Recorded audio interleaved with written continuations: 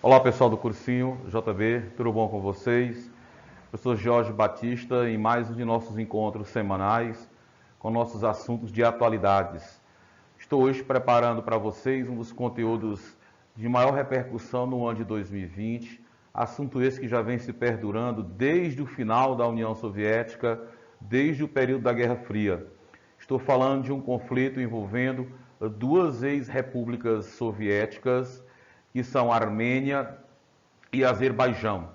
Também gostaria de tratar na aula com vocês a respeito de um povo, de uma etnia, os armênios, que estão envolvidos também em outra polêmica. Aproveitei a oportunidade para abordar os armênios em duas circunstâncias diferentes. Primeiro, nós vamos falar de um problema acontecido com os armênios no começo do século passado, por volta de 1913 a 1915, um verdadeiro genocídio praticado contra os armênios, que são cristãos, pelo Império Turco-Otomano.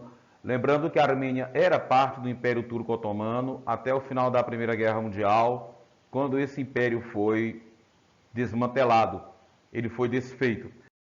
Conhecido como genocídio armênio por diversas nações cristãs e negada por aqueles que são tidos como os autores do genocídio, no caso os turcos. Tá? Os turcos não reconhecem o acontecimento de um genocídio contra os armênios, mas apenas a morte de alguns deles por eventos extremos, como, por exemplo, um longo período de estiagem, de seca, assim como discordam também do número de vítimas existentes nessa verdadeira chacina, nessa verdadeira atrocidade cometida pelos armênios.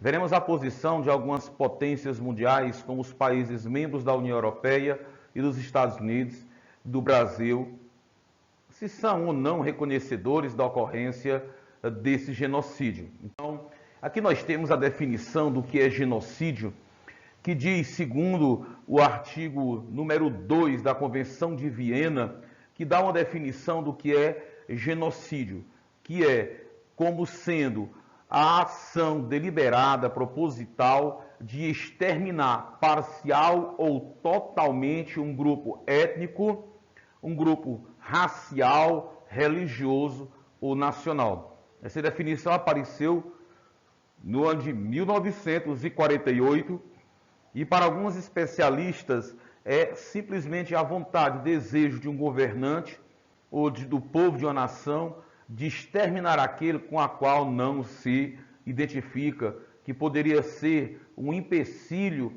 à implantação de uma ideia ou de um sistema de governo, um sistema político-econômico. Então, isso significa há uma vontade, né, manifesta, sistemática, premeditada. Esse é um fato importantíssimo, que essa vontade tenha sido premeditada de simplesmente aniquilar um povo por ter uma característica religiosa, política, cultural diferente daquele povo, daquele governante que está praticando aquele ato. Na questão do genocídio de armênios dentro do Império Turco-Otomano e na Turquia, que herdou parte do território, toda a cultura, a história de parte do Império Turco-Otomano, não ocorreu um genocídio. Reconhece as barbaridades que foram praticadas contra o povo armênio, reconhece que muitos morreram. Para o Império Otomano e posteriormente para a Turquia, foram cerca de 300 mil mortos, tá, nesse evento. Para os armênios e países que reconhecem a ocorrência de um genocídio, morreu algo em torno de 1,5 milhão de armênios nesse período. Então o governo turco não nega que realmente os armênios tenham sido vítimas de grandes atrocidades na época, mas em momento algum reconhece, pelo contrário, rejeita veementemente o termo genocídio para o ocorrido com os armênios naquela época, no início do século passado. Então, o que é que acontece? Dentro do Império Turco-Otomano, os armênios que são cristãos não eram bem vistos, haja vista a dois motivos. Primeiro, a diferença cultural e religiosa em relação aos demais países membros do Império Turco-Otomano, haja vista que este é muçulmano. enquanto, repito, os armênios são cristãos. Existia dentro do Império Turco Otomano uma desconfiança de que os armênios, os cristãos, estavam desejosos de criar uma república, de tornar-se independente do Império Turco Otomano. Então começou a se fazer uma perseguição, uma verdadeira vistoria constante do comportamento dos cristãos dentro do Império Turco Otomano. Então isso varia de quê? De comportamento quanto a aproximar-se ou não das ideologias desse governo para os turco-otomanos e posteriormente para os turcos. Era desejo dos cristãos armênios a independência, para tanto teriam feito um acordo com o Império Russo, lembrando que esse período era um período da Primeira Guerra Mundial. Para os turco-otomanos, os armênios, além de estarem querendo separar-se do Império Turco-Otomano e criar uma república, um país independente, estariam fazendo um acordo com o Império Russo durante a Primeira Guerra Mundial para obter apoio russo numa eventual independência e posteriormente associar-se a ele para ter proteção do Império Russo. E isso era importante, porque durante a Primeira Guerra Mundial os russos e os otomanos estavam em lados opostos. Lembrando que Rússia, Inglaterra e França faziam parte de um grupo, haja vista, enquanto a Tríplice Entente, enquanto o Império Turco-Otomano, o Império Austro-Húngaro e a Alemanha faziam parte da Tríplice Aliança, eram adversários dos russos, que supostamente estariam recebendo informações privilegiadas das posições de tropas do Império Turco-Otomano, de ideias e planejamentos durante a guerra do Império Turco-Otomano, e essas informações importantíssimas para os russos estavam sendo passadas por informantes armênios. Além do que, essa ideia, esse aparato russo serviria para conceder futuramente a independência dos armênios, caso houvesse a derrota do Império Turco-Otomano. Então, em 1908, já vinha bem antes, em 1908, um movimento dentro do Império Turco-Otomano, comandado por jovens, pela população turca, criou o movimento encabeçado por oficiais das Forças Armadas, chamadas Jovens Turcos, que conseguiu conquistar o poder, prometendo fazer grandes mudanças com a modernização do Império Turco-Otomano, o seu fortalecimento, criando aquele que nós conhecemos como Comitê da Unidade do Progresso, passando a fazer as prometidas reformas de caráter nacionalista. E isso, evidentemente, era contra o interesse dos armênios. Já em 1914, com o Império Turco-Otomano dentro da Primeira Guerra Mundial, como eu falei, ao lado da Alemanha e do Império Austro-Húngaro, os armênios foram convocados a fazer parte das tropas da Tríplice Aliança. Os armênios se recusaram a cooperar e ir para o fronte, ou seja, para o campo de batalha. E muito mais do que negar-se a servir ao Império Turco-Otomano na frente de batalha, alguns nacionalistas armênios ingressaram na Primeira Guerra Mundial juntamente com os russos. Isso desagrada duplamente ao Império Turco-Otomano. Primeiro, ao negar-se a atender à convocação. Segundo, ao aliar-se alguns deles com o inimigo do Império Turco-Otomano, nesse caso, os russos. Uma pesada derrota do Império Turco-Otomano levou ao início dessa perseguição àqueles que eram supostamente pró-Rússia e que significavam uma grande ameaça dentro do Império Turco-Otomano.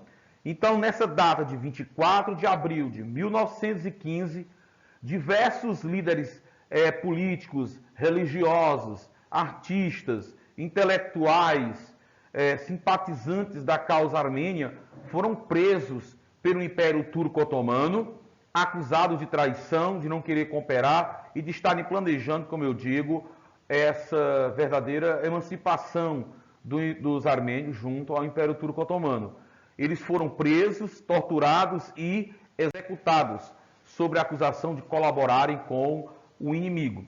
Por causa desse massacre contra os armênios, é tida a data de 24 de abril de 1915 como a data de início da perseguição que caracteriza o genocídio de armênios dentro do Império Turco Otomano. Para vocês terem ideia, segundo os especialistas historiadores, os armênios foram expulsos de suas casas, tiveram suas propriedades retiradas, sem nenhum tipo de auxílio, de proteção, nada de comida, água, remédio, nenhum tipo de planejamento prévio, foram simplesmente expulsos do Império Turco Otomano e mandados em direção ao deserto, marcharem. Lá eles iriam marchar até desfalecerem e morrerem pelo calor, pela sede e pela fome, dentro desse que era o planejamento de genocídio, de extermínio dos armênios por parte do Império Turco Otomano. Evidentemente que por conta de tamanho clamor internacional, de uma prática tão violenta, algumas nações e alguns órgãos internacionais se manifestaram em apoio aos armênios muitos anos depois, reconhecendo que o que aconteceu lá foi um genocídio, apesar da recusa por parte do governo turco de reconhecer a existência de tal fato. Bem, para o governo turco, o que aconteceu lá foi que aconteceu sim uma guerra, um evento guerra, entre os turcos e armênios, porque os turcos diziam que os armênios estavam tramando um movimento separatista, estavam passando informações privilegiadas das posições das tropas do Império Turco Otomano para os russos, que havia uma promessa dos russos de, em troca do apoio dos armênios na Primeira Guerra, apoiar uma futura independência daquele povo, e associado a uma grande seca, a um período de muita fome, 300 mil armênios morreram naquela região. Por sua vez, os armênios informam que houve uma perseguição premeditada e sistemática por parte dos muçulmanos contra os cristãos armênios, na intenção de simplesmente aniquilá-los, fazer com que os mesmos simplesmente desaparecessem, dessa forma caracterizando o genocídio.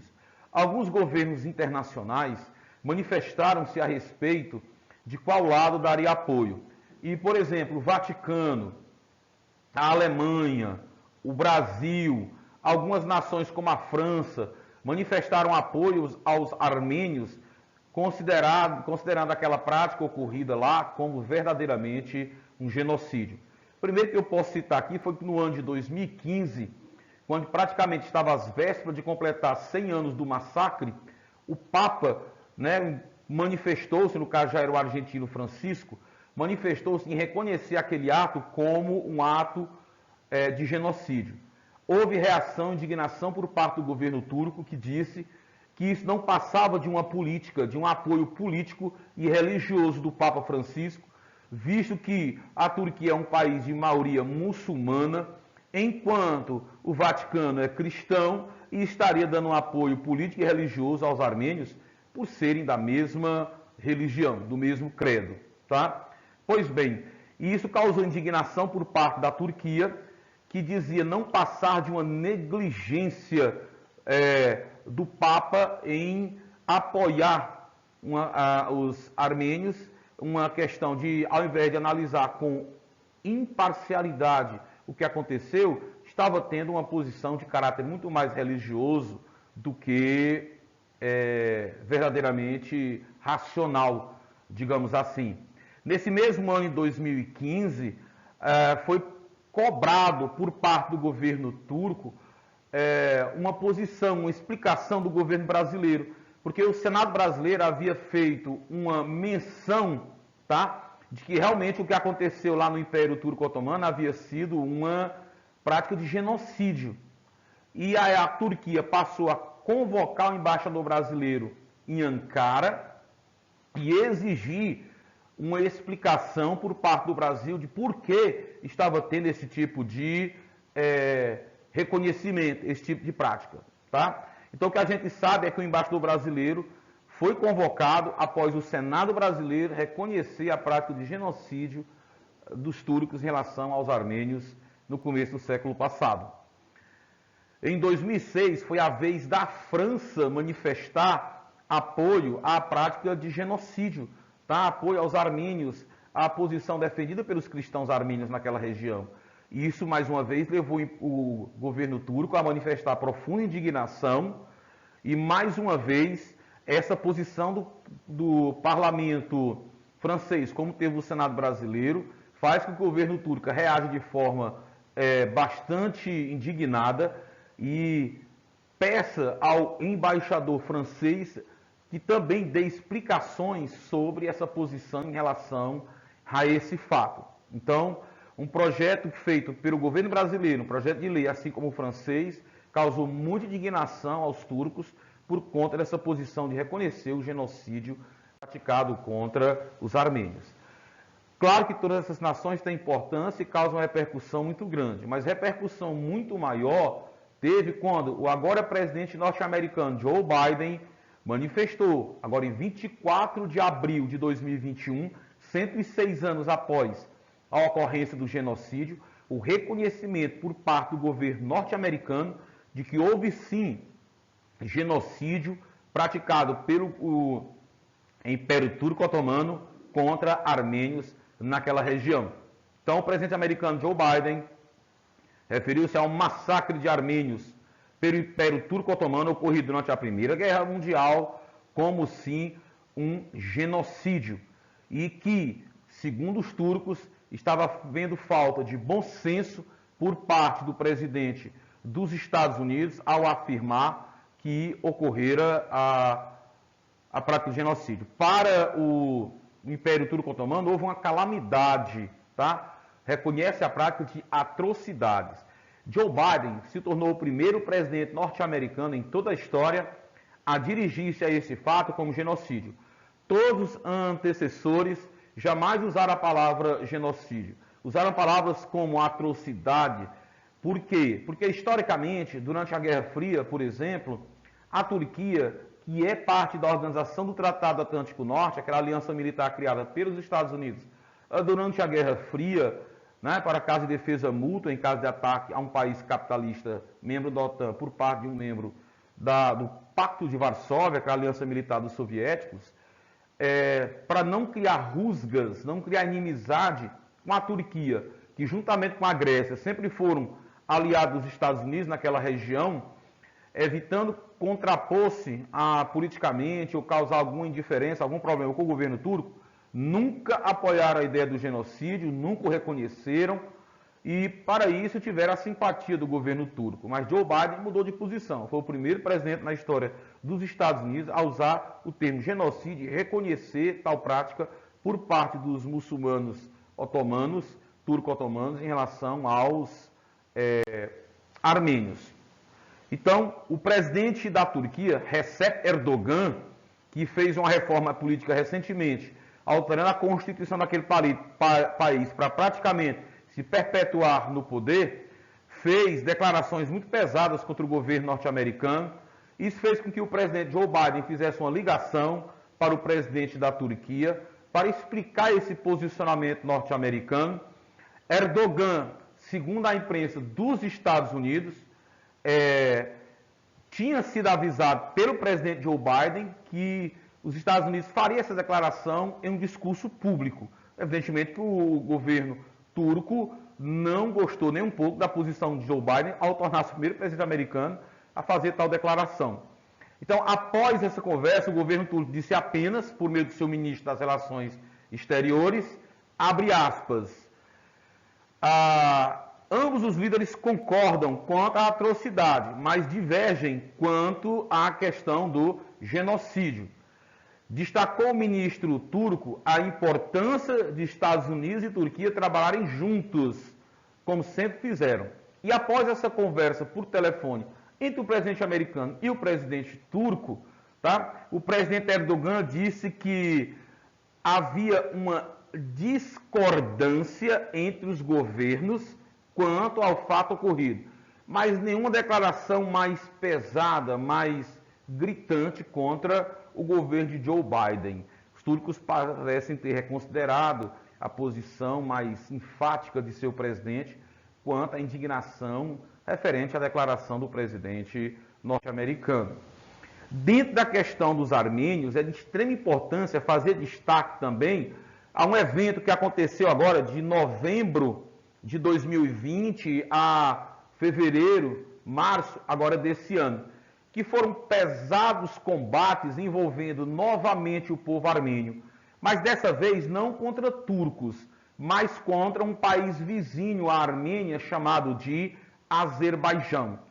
Para você ter uma ideia, as Forças Armadas da Armênia entraram em conflito com as tropas do Azerbaijão por conta de um problema em uma região chamada Nagorno-Karabakh. Isso não é novo. Para você ter ideia, Nagorno-Karabakh é uma província, uma região dentro do Azerbaijão, como o estado de São Paulo aqui no Brasil, tá? Ou Piauí, aqui na região Nordeste, no Brasil. Nagorno-Karabakh é uma região dentro do Azerbaijão, onde existe uma grande quantidade de imigrantes cristãos que vieram da Armênia.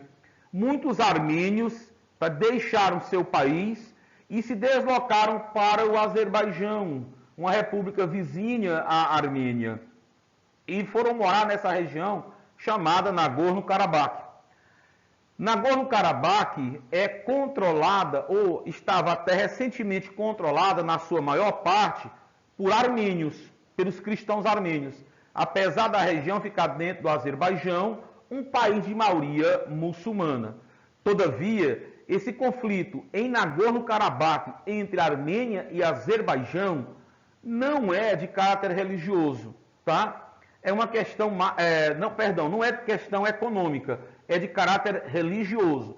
Haja vista que os muçulmanos do Azerbaijão não suportam o fato de dentro da Armênia existir tantos cristãos e vindos de outro país e que controla a região. Então a questão religiosa pesa demais sobre a disputa por esse território de Nagorno-Karabakh. Você imagina aí a visão dos azeres. Quando você lê essa palavra azeres, são os muçulmanos do Azerbaijão. Tem um território dentro de seu país, onde encontra-se uma grande quantidade de povo vindo de uma outra nação, e que esse povo simplesmente passou a mandar dentro desse território que faz parte do Azerbaijão. Evidentemente que o descontentamento é enorme. Todavia, por que é que os cristãos têm uma força tão grande dentro de Nagorno-Karabakh? Por conta da proteção das tropas da Armênia a partir de um conflito que começou no início dos anos 90. Armênia e Azerbaijão já tinham guerreado entre 1991 e 1994, quando do fim da União Soviética. Armênia e Azerbaijão são duas ex-repúblicas soviéticas. O conflito estoura em 1991, com o fim da União Soviética, quando os cristãos vindos da Armênia, que moram em Nagorno-Karabakh, declararam a independência, criando a República de Nagorno-Karabakh, que seria independente do Azerbaijão e politicamente seria comandada por esses cristãos armênios. Evidentemente que o governo do Azerbaijão não aceitou perder seu território, declarando-se independente. Independência essa, processo esse de independência comandado por um povo vindo de outro país, cristãos, com diferença religiosa. Além de não querer perder o território, o Azerbaijão tem outros motivos para que deseje controlá-lo. Entre eles, a grande presença de hidrocarbonetos, como gás natural e petróleo. São reservas ainda muito pouco exploradas, mas em grande quantidade. Aquela região tem uma posição importantíssima para o Azerbaijão e para a Armênia. Além da localização geográfica, a grande presença de reservas de gás natural e petróleo. Aqui você pode ver, olha só, Geórgia, Armênia, Rússia, Azerbaijão, todas as repúblicas que constituíam, tá? As 15 repúblicas que juntas constituíam a União das Repúblicas Socialistas Soviéticas. Essa parte que está em amarelo aqui e em vermelho é a região de Nagorno-Karabakh. Lembrando que essa parte em amarelo é a parte controlada pelos cristãos que vieram da Armênia. E a parte em vermelho são áreas de Nagorno-Karabakh controladas por azeres, pelo Azerbaijão. Aqui a legenda é muito clara, ó, a parte amarela. Território, tá, ocupado por forças militares da Armênia, desde o conflito de 1991 a 1994. Perceba que a maior parte ficou controlada por tropas da Armênia e o Azerbaijão teve que engolir um território dentro de seu país com maioria controlada por outra nação. A parte em vermelho aqui é a parte controlada pelos muçulmanos, tá? Dando continuidade. Então, aqui eu fiz um breve histórico para você entender como é que esses armênios foram parar lá, como foi que essa região foi controlada por eles. Então, tá aqui, olha. Em 1921, a região foi entregue à Armênia por um Conselho Regional do Cáucaso, tá? Região ali entre o Mar Negro e o Mar Cáspio. Mas, posteriormente, foi cedida ao Azerbaijão como uma república autônoma, quando essas duas repúblicas foram anexadas pela União Soviética. Então, a Armênia recebeu, tá, a região de Nagorno-Karabakh, que posteriormente foi transferida para o controle do Azerbaijão quando da formação da União Soviética. Em 1988, já bastante fragmentada, já depois dos efeitos da perestroika e da glasnost, feita a abertura econômica e política na União Soviética, a Armênia passou a reivindicar a devolução de Nagorno-Karabakh. A Armênia disse, olha, esse território já foi nosso, por isso que tem tantos armênios lá, porque um dia Nagorno-Karabakh já pertenceu à Armênia. Então, em 1988, quando viram que se aproximava o fim da União Soviética, a Armênia começou a pedir a devolução de Nagorno-Karabakh, que, lembrando, estava sob controle do Azerbaijão. Tá?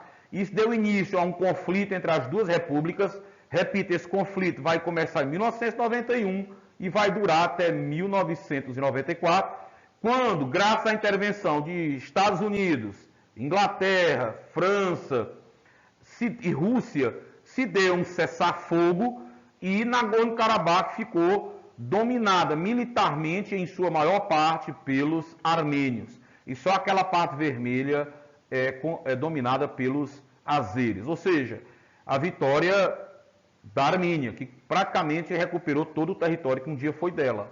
Tá? Em 2008, tropas azeres, ou seja, tropas do Azerbaijão e da Armênia, voltaram a se enfrentar na fronteira. Novamente, disputas pelos territórios. Sempre existiu, por parte dos dois países, um ataque, uma acusação de que um violava o cessar-fogo, o Acordo de Paz de 1994. Isso nunca deixou de existir. Vários episódios marcam conflitos entre muçulmanos e cristãos dentro de Nagorno-Karabakh, mas também um conflito nas fronteiras entre a parte controlada pelos armênios em Nagorno-Karabakh e a parte do Azerbaijão. Quem é que está por trás desse conflito que foi recomeçado em novembro de 2020? Mais uma vez, os dois países se acusam, dizendo que um e o outro provocou o início do conflito. Tá? Em um cenário de crise econômica que está acontecendo, o Azerbaijão atravessa uma crise econômica, não é de hoje. Os especialistas internacionais dizem que é interesse do Azerbaijão provocar esse conflito para despertar na população o espírito patriota, nacionalista e direcionar a atenção da população do Azerbaijão dos problemas sociais, do desemprego, da fome que está acontecendo no país, para um conflito. E aí a população passaria a apoiar maciçamente o presidente, o governo, deixar de se ater tanto aos problemas econômicos e sociais que estão acontecendo dentro do povo. Ao mesmo tempo, o governo da Armênia não teria motivos para começar um conflito, haja vista que já domina a maior parte da região. Não precisava estar entrando em uma escalada de conflitos. Qual é a posição da Rússia em relação a isso? A Rússia fica em cima do muro. Historicamente, a Armênia sempre foi um grande aliado político e econômico da Rússia. Inclusive, depois que a guerra entre a Armênia e a Azerbaijão terminou em 1994, a Rússia fez um acordo com a Armênia, implantou uma base militar russa dentro do território da Armênia, para proteger os cidadãos armênios que moram em Nagorno-Karabakh, e fez um acordo que se alguém atacasse a população cristã em Nagorno-Karabakh, a Rússia provavelmente entraria no conflito para proteger os cristãos em Nagorno-Karabakh, ou seja, em apoio à Armênia. Isso fez com que, por muito tempo, o Azerbaijão não quisesse criar um conflito armado, visto que, supostamente, a Armênia passaria a ter o apoio militar da Rússia em um eventual conflito entre azeres e armênios. Porém, nos últimos anos, aumentaram muito as relações comerciais entre Azerbaijão e Rússia, principalmente pela compra de armas por parte do Azerbaijão, que vem se armando. Então agora a Rússia tem um motivo para não querer também caçar problemas, digamos assim, com o Azerbaijão e não tomar uma posição nem a favor do Azerbaijão, que é um grande aliado ao comprar armas, mas desgostando da Armênia, que sempre foi um parceiro político, um grande apoiador da Rússia, e não quer ficar ao lado da Armênia para não perder o parceiro comercial, que é o Azerbaijão. Então coloca aqui, ó, o Kremlin pretende manter boas relações com ambos os países. A Rússia e a Armênia são aliados desde o fim da União Soviética e a Azerbaijão tornou-se um grande parceiro ao comprar armas. Então, de acordo com informações disponibilizadas pela mídia, a Rússia forneceu grande quantidade de armamento para o Azerbaijão, faturando bilhões e bilhões de dólares. Por isso que a Rússia fica em cima do muro. Quem não ficou em cima do muro dessa vez foi a Turquia, que por conta de ser um país muçulmano, evidentemente tomou posição em favor do Azerbaijão, porque assim passava a fechar mais negócios com o Azerbaijão, até saída para o mar, ao fazer acordos com o Azerbaijão para ter acesso ao território de Nagorno-Karabakh. O que foi que a Rússia fez então? A Rússia fez um acordo, foi quem mediou a paz entre os dois países dessa vez, tentou contornar a situação e, ao fim do conflito, assumiu a responsabilidade de restabelecer a paz, enviando 2.000 soldados para Nagorno-Karabakh para fazer o processo de transição em busca da paz e garantir que não acontecesse novos conflitos entre as duas partes. Essa foi a posição da Rússia. Quem saiu perdendo nesse novo conflito? Com o apoio turco, mandando armas, dinheiro e até combatentes, há quem diga que que a Turquia tirou combatentes, deslocou combatentes dela que estavam em outros conflitos para dentro de Nagorno-Karabakh para apoiar maciçamente as tropas do Azerbaijão. Não foi por isso que o Azerbaijão saiu vencedor desse novo conflito, tá? E retomou 5 áreas que estavam sob controle da Armênia desde o final da guerra de 1994, entre eles. A Rússia manteve conversações amigáveis com as duas partes. O conflito do Azerbaijão-Armênio poderá ultrapassar os limites de Nagorno-Karabakh e se espalhar por aquela região, criando uma guerra de grande escala. Tendo apostado em uma aliança estratégica com a Rússia, a galera da Armênia imaginava que a Rússia seria forçada a entrar no conflito a seu favor. Mas isso acabou não acontecendo. O agravamento do conflito em Nagorno-Karabakh pode levar a uma grande desestabilização política naquela região, tá? Causando grande prejuízo político e econômico aos interesses da Rússia, por exemplo, tá? Então, além disso, o agravamento do conflito de Nagorno-Karabakh pode levar à desestabilização da situação em toda a Transcaucásia. O que é essa Transcaucásia? Eu fui fazer uma questão, apareceu essa palavra Transcaucásia. Era exatamente a região que liga a Rússia ao norte do Oriente Médio. Hoje é chamada de Cáucaso do Sul, tá? Transcaucásia é uma região que ligava a Rússia ao Oriente Médio, tá? Hoje a região é chamada de Cáucaso do Sul, tá bom? Então, um medo que o Moscou tem é que essa guerra se amplie e, olha só, da outra vez não envolvia, por exemplo, a Turquia, já começa a envolver interesses de outro país.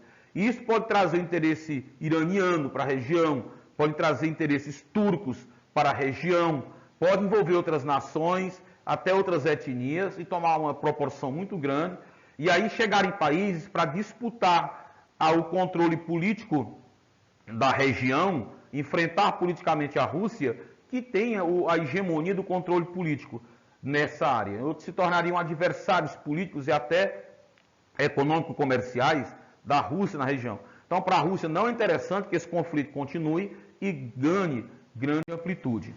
Por que os dois países voltaram a entrar em conflito? É como eu disse, Dia 27 de novembro de 2020, há uma acusação de quebra do cessar-fogo por ambas as partes, na região de Nagorno-Karabakh. E por que dessa vez o conflito foi maior? Por que os Estados Unidos não se meteu, nem a União Europeia dessa vez tomou parte na resolução do conflito? As questões ligadas à Covid-19, à pandemia, fizeram com que as potências europeias e os Estados Unidos estivessem muito mais voltados a tentar resolver os seus problemas do que envolver-se em um problema externo. Então foi a vez da Rússia aproveitar-se da situação para se fazer forte, fortalecer seus laços com ambos os lados, mostrar seu poder, mostrar que pode mediar conflitos internacionais, e assim o fez, tá? Então, em 2020, o governo da Armênia e Azerbaijão voltaram a se atacar, acusando de quebra de cessar-fogo em Nagorno-Karabakh. E graças, em grande parte, à crise econômica gerada pela pandemia do coronavírus, os líderes dos dois países, em meio a uma provável perda de apoio popular, intensificaram ainda mais esse conflito de caráter nacionalista. Então, criou um ambiente ideal para o conflito armado ocorrido. Situação após o conflito de 2020. É aquilo que eu já havia adiantado. Foi feito um acordo que encerra essa guerra. Esse acordo foi mediado pela Rússia, que deu ao Azerbaijão o direito de manter o controle sobre áreas que antes estavam sob controle da Armênia, reconquistando boa parte do território que antes estava sob controle armênio, tá? A Turquia, como eu disse, mais uma vez entra, e pode-se dizer que a Turquia foi a maior vencedora nesse conflito, porque mantém agora a sua presença militar na região, em Nagorno-Karabakh, em uma área que, como eu disse, era de influência russa. É a Rússia não querendo uma amplitude maior para não contar com intervenção de outros países que venham a fazer frente, que venham a ter influência numa área que até então era domínio absoluto dos russos, tá? A Turquia agora ganhou maior status, né, de país de maior relevância internacional, se tornando uma potência regional com maior influência naquela área. Simplesmente foi a maior beneficiada ao final desse conflito. O Ocidente sai do conflito com liderança enfraquecida, é verdade. Agora você vê que a Turquia e a Rússia estão fortalecidas, Estados Unidos e União Europeia já não tem mais a mesma influência naquela região, tá? Tanto a Rússia como a Turquia têm capacidade de manter a paz nessa região disputada, enquanto as tropas russas e turcas continuarem lá defendendo seus próprios interesses. Mas a permanência das hostilidades entre os azeres e os armênios não acabou. No futuro pode haver novamente mais um conflito, tá? Realmente é uma situação que parece não ter fim.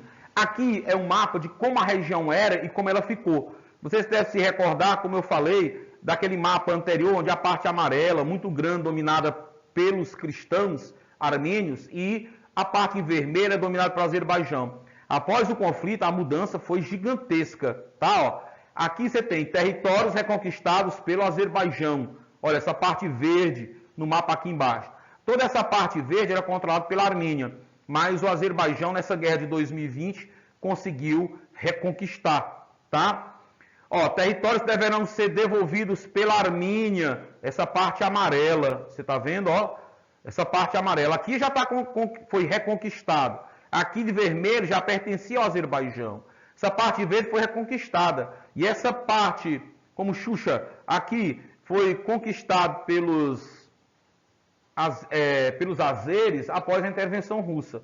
Mais uma vez, o povo do Azerbaijão aumenta seus domínios lá na região. O presidente da Armênia não foi bem tratado em seu país, foi visto como fraco, a população foi às ruas, fez manifestações, pediu sua renúncia. Por sua vez, o presidente do Azerbaijão jogou piada, provocou o presidente da Armênia, dizendo que era fraco, que o Azerbaijão sempre foi mais forte, e dessa vez a verdade imperou. A verdade é que os armênios saíram bem prejudicados ao final dessa guerra. Benefícios para a Rússia, que controlou a situação, não impede que haja conflitos futuros. Por que a Rússia entrou aí? Para não perder influência na região, visto que viu a presença turca, que acabou sendo o país mais beneficiado ao fim desse conflito, com sua presença militar na região. Bem, galera, um abraço, é o que nós tínhamos para hoje. Até mais Um abraço, ok?